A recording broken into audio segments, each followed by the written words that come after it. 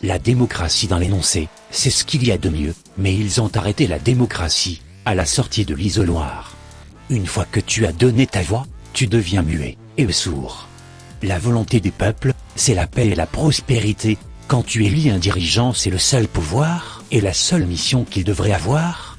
Toute décision qui met le pays ou l'intégrité du pays en péril, doit être une décision du peuple.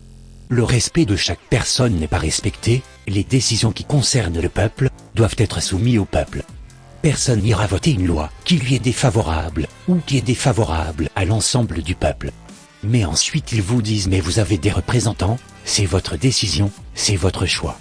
Mais tout le monde sait que les promesses de campagne ne sont que trop rarement, voire jamais respectées, donc à l'heure du numérique. Toutes les lois peuvent être votées par le peuple, les représentants du peuple doivent seulement être là pour débattre, selon leur sensibilité, et ensuite le peuple se fait une opinion sur les différents points de vue. Et sur le principe de référendum, un vote numérique du peuple donne le résultat, ensuite vous êtes obligé de suivre la volonté du peuple.